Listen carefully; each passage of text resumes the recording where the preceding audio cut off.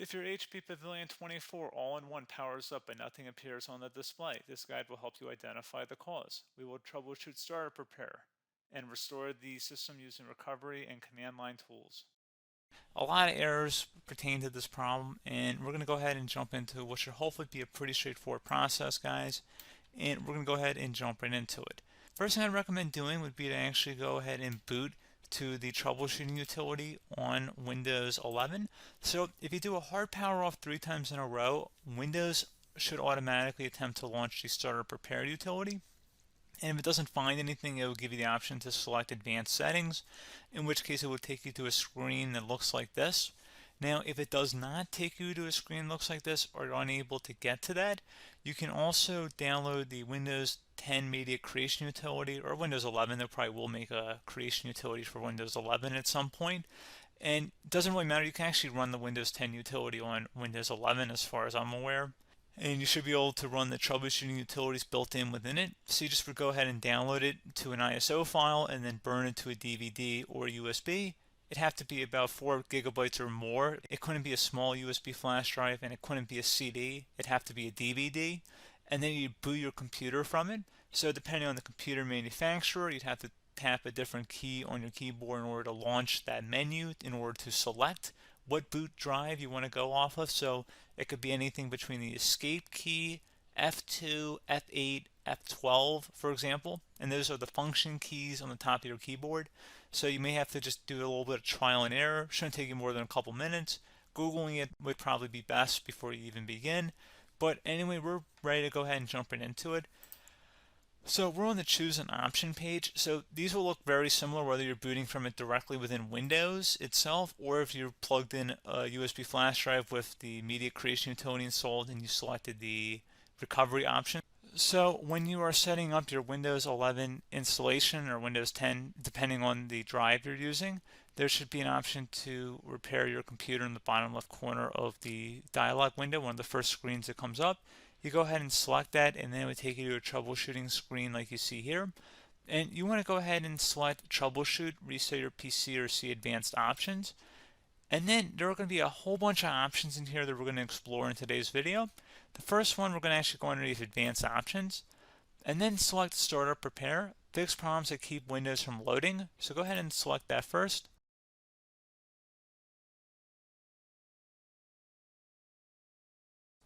Okay, so you can see it could not repair our PC. That was our first option we could try. Something else, if we go back into advanced options here, and then select troubleshoot, we're going to go underneath advanced options again. You can go ahead and actually access safe mode by selecting startup settings. And then if you select the restart button, you have the option on the screen select safe mode with networking, which will give you a key on the screen. It'll tell you which key to press to enter that. I believe it's the F7 key. It'll do that for you. I'm not going to go over that in today's tutorial because I don't really want to go into safe mode, but you're more than welcome to attempt that by going into here and then selecting restart. Again, it'll launch another screen. It'll say what key do you want to press, and it'll give you like 7 or 8 different options, and you want to select safe mode with networking. There's also an option for a command prompt too, but that's going to be something we're going to cover later in this video, and we don't even have to go through that in order to access it. So that's why I'm not going to really push for that, because unless you know exactly what's causing the problem, you probably don't need to go into safe mode. Unless you're trying to recover files, in which case then you definitely can go into safe mode, but we're trying to actually recover our computer here. So I hope that makes sense. Something else we can also try here as well would be to uninstall updates, remove recently installed quality or feature updates from Windows. So if you go ahead and select that, you can uninstall the latest quality updates, which generally is the more day-to-day updates. Feature updates are the less regularly released ones, like the big ones. I would equate it to service packs in like Windows 7 and Windows Vista and Windows XP. So larger updates that occur once or twice a year at most. And the quality updates are more just a regular update. So probably obviously depend, it'll take longer if you're going to try and uninstall the latest feature update versus quality update. And maybe you don't need to go back that far. So just giving you guys a couple of pointers with that. Something else you can also look at here, and we're going to jump into the command prompt in a little bit, but you can select System Restore, which will use a restore point recorded on your PC to restore Windows. And this is something I would highly recommend here, guys. So select Next. Assuming you have a restore point saved on your computer, you go ahead and select the most recently created one, and you'll select next, and then you'll select the drive. You shouldn't actually have to select the drive. You can scan for affected programs, but we're going to keep it all default here, and then we're going to select finish. So once started, system restore cannot be interrupted. Do you want to continue? I think we're going to select yes. I don't think we have anything better to do on our computer right now, so just give it a moment here to initialize. It will take a couple minutes to run, obviously depending on how large your hard drive is and how much is saved on the system restore point. So just give it a couple minutes here.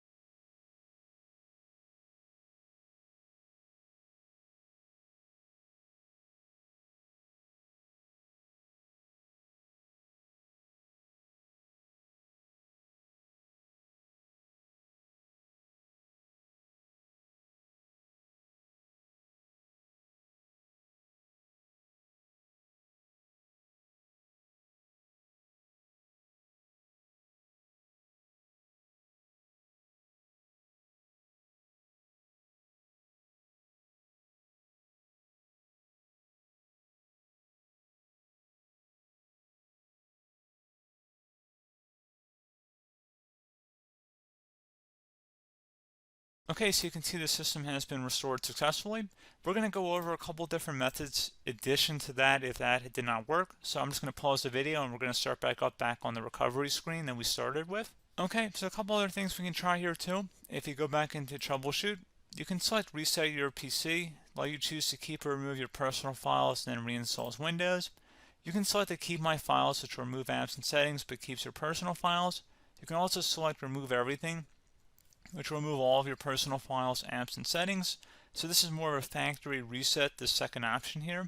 First option, it should not delete all of your personal files. However, it will pretty much clear most of your programs, and keep in mind, there's no guarantee that your information, number one, is even still available and easily recoverable on your computer to the point that you actually would be able to recover anything. And the second point is that there's always a chance that it won't actually recover and it will just do a factory reset anyway. So there's no guarantee that actually would keep your files anyway. So I would recommend trying to get a recovery tool and backing that up first before selecting it anyway. But again, those are a couple different options. And then something else you can try here if you go back to the choose an option. Another option, if you go underneath choose an option and select troubleshoot, advanced options, and now select where it says command prompt. Okay, so the first thing we should do is type our main hard drive here. In most cases, it should be the C drive. So you just do a C colon and then hit enter on your keyboard. So once you're underneath the C drive, we're going to type in dir and then hit enter on your keyboard. It should have program files, users, and Windows all in there. That's how you know you're in the right directory.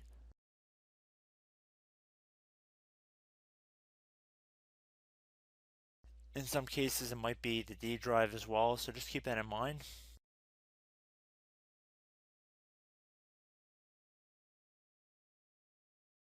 Next thing we're going to do is type in cd space / Windows / system 32 / config, and then you're going to hit enter on your keyboard.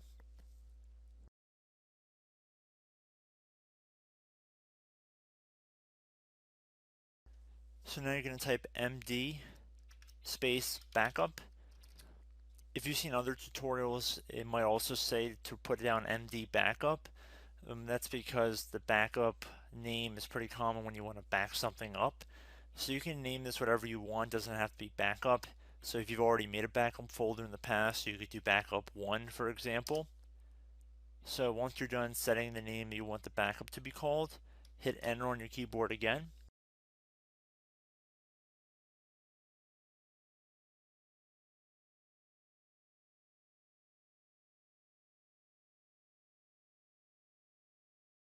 At this point you want to type copy, C-O-P-Y, space, then you want to do the star symbol above the 8 key, then do a period or a dot, whatever you want to call it, then another star sign, and then another space, and then type backup, and then hit enter on your keyboard.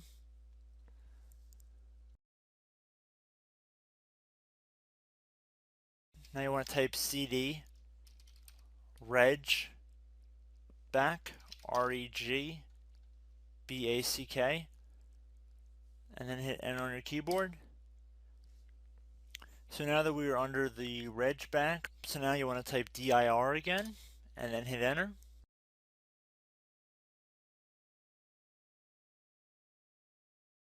So now at this point we're going to type copy again. So copy, space, star sign, dot, another star sign, space, and then 2 dots. So we're going to type copy, space, star sign, dot, sign, star sign, dot, dot, and then hit enter on your keyboard again. So for overwrite, you want to overwrite all. So type A on your keyboard, so capital A, and then hit enter on your keyboard.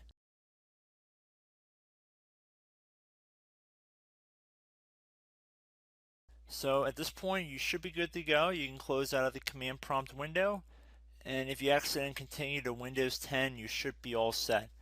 So I hope one of these 3 or 4 different methods we went through in this tutorial helped you guys out. Again, I'm not sure if you guys heard me earlier, but try to go back into your safe mode if possible and uninstall any programs you know might be conflicting with the Windows startup if you can get into safe mode. So just keep that in mind. Something very simple like that could be blocking up everything. So again, I hope this tutorial helped you guys out, and I will catch you in the next tutorial. Goodbye.